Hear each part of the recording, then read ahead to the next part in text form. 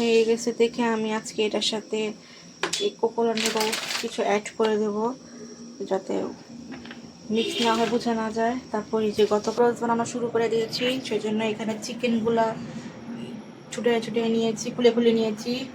এখানে পেঁয়াজ, ডাবল ডিম, কাঁচামরিচ, আর এই হলো আমার পাস্তা উইথ নুডলস। এইটা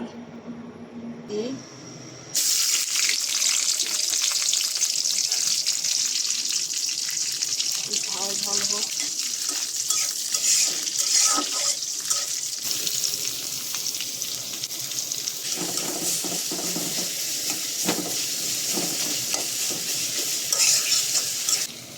সামান্য কাঁচামরিচ দিয়ে ডিম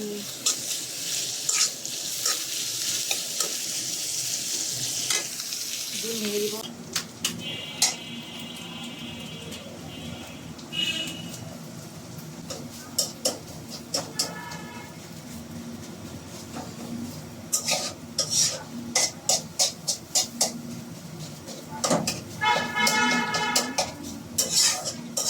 এখন মাংসটা দিয়ে দেব, আর মাংস কম্বিনেশন এরকম হয়েছে।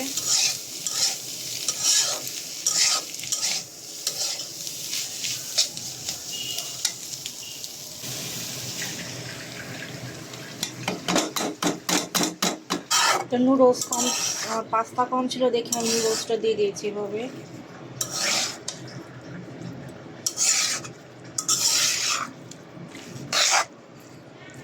তো এখন আমি এখানে পরিমাণ মতো আগে স্বাদ মশলাটা দিয়ে নিই, এই যে ম্যাগির স্বাদ মশলা।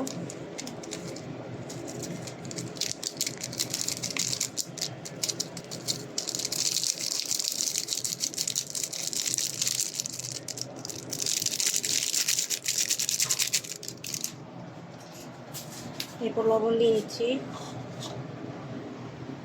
পরিমাণ মতো। আমি সবসময় সিম্পল নুডলসই রান্না করি, ওই চাউমিনের মতো একটু ভ্যারাইটিস টাইপ একটু আমি কমই রান্না করি। আর ঘরে যা আছে ওগুলো দিয়ে আমরা করে ফেলি সিম্পলের মধ্যে নুডলস। আশা করি ভালো হবে।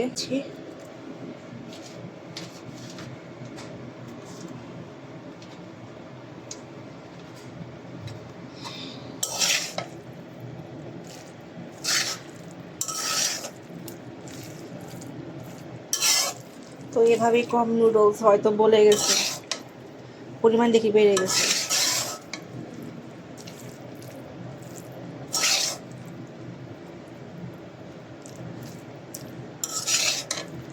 দম কমিয়ে দিয়েছি, এখন এটাকে আমি বাড়াই দিই।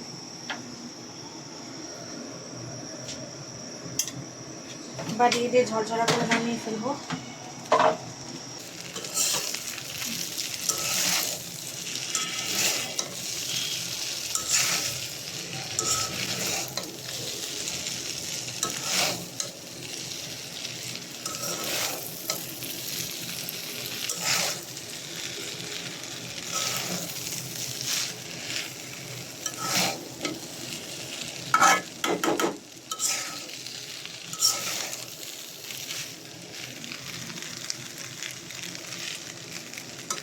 এই তো তৈরি হয়ে গেল আমার পাস্তা রেসিপি, নুডলস পাস্তা সিম্পলের মধ্যে। আপনারাও চাইলে, যারা স্টুডেন্ট আছে বিশেষ করে, তারা রান্না বান্না পারে না, তারা এভাবে ট্রাই করতে পারে।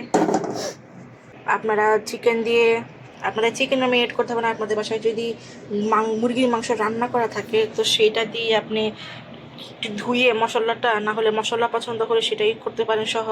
আমি মাংসটাকে ধুয়ে নিয়েছি, তো ধুয়ে এতে মশলাটা ফ্রেশ ফ্রেশ হয়। তো মশলার উইথ তরকারির মুরগির মাংস দিয়ে পাস্তা রেসিপি কেমন হয়েছে তা অবশ্যই জানাবেন। হয়ে থাকলে কেউ অবশ্য ট্রাই করে থাকলে সেটাও জানাবেন, আমি অনেক খুশি হব। কারণ আমি নিজেও একজন স্টুডেন্ট মানুষ, তো আমি স্টুডেন্টদের কথাই মেনলি চিন্তা করে আর কি কুকিং করার চেষ্টা করি। রেসিপি আনার আগ পর্যন্ত আল্লাহ হাফেজ।